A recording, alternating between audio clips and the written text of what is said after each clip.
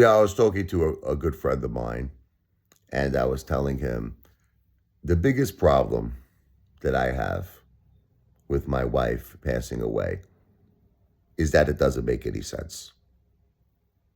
I have a certain type of a personality where something has to make sense in order for me to get closure, in order for me to fully be at peace. Something has to make sense to me. What happened to my wife, it just doesn't make any sense to me. At least from my standpoint. From a medical standpoint, it makes sense. Doctors have been telling me for years, Richard, your wife has stage 4 cancer and it's very serious. It's something she's going to pass away from. Let me tell you why it didn't make any sense. So in 2017, my wife, that's when it first became stage 4. Okay, well let's go back a little before that. Let's go back to 2016.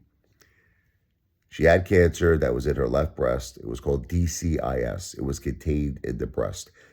Now, I did a lot of research. I told Jennifer, don't get the surgery. The doctors recommended to take off the entire left breast. I said, don't do it.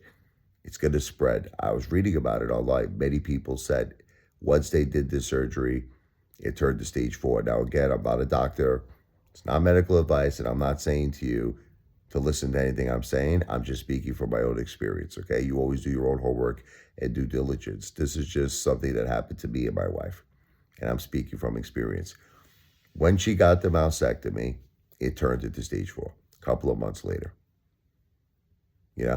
And at that point, I did accept that my wife was going to pass away. Right then and there, I'm talking about 2017.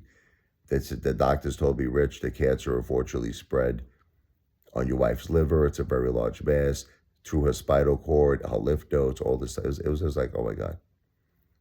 They're like, it doesn't look good. Okay, at that point, she went to septic shock. My wife, she was not able to move. She had like a high temperature. Everything was she was going through a lot, and the cancer was on her liver. This is around the same time her mother, her beautiful mother Linda, got acute leukemia, and she passed away. Jennifer made a full recovery when her mom passed away. It was incredible. Like, they got the cancer off of the liver for Jennifer. They stabilized all the cancer, and it was like she went back to normal. She was herself.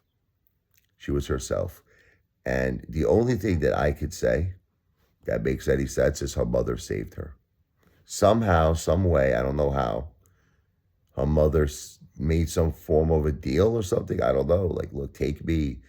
My daughter needs more time. She needs to be with her children. She needs more time. Maybe something was worked out. I don't know. I don't think I'm a psycho, but nothing else makes any sense to me, because how do you explain how her mom passes away? By the way, that was very sudden too, because Linda, she was very healthy.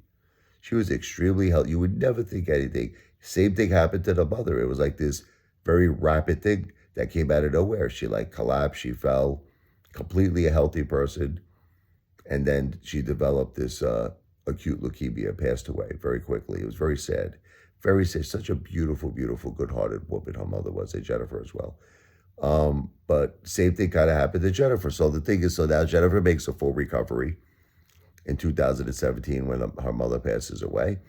And she lived with cancer like you wouldn't even know. She was okay.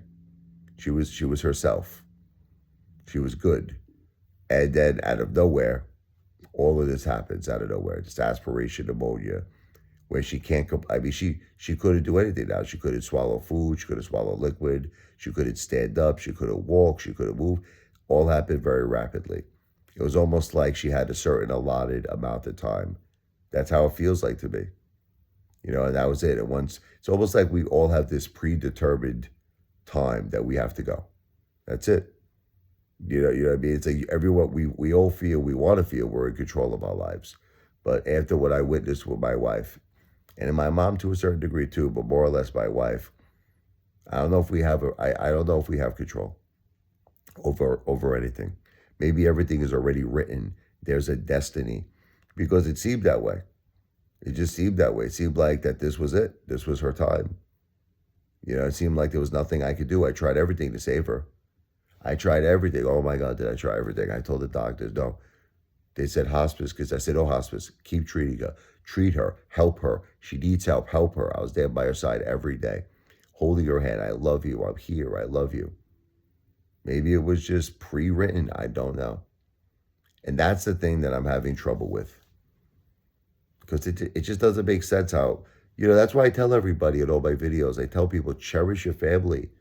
Cherish your wife, cherish, if you're a woman, your husband, cherish your mother, cherish your father, cherish your children, cherish your brothers, your sisters, your aunts, your uncles, everybody.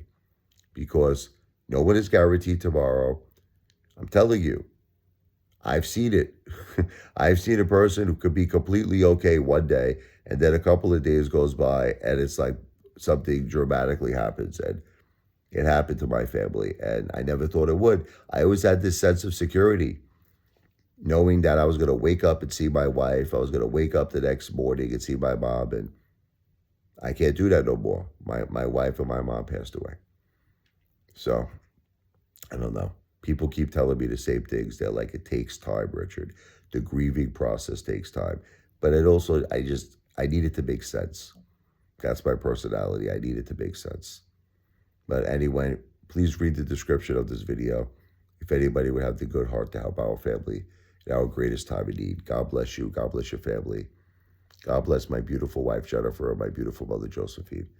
You're always in my heart and my soul. I will love the both of you forever, for all eternity.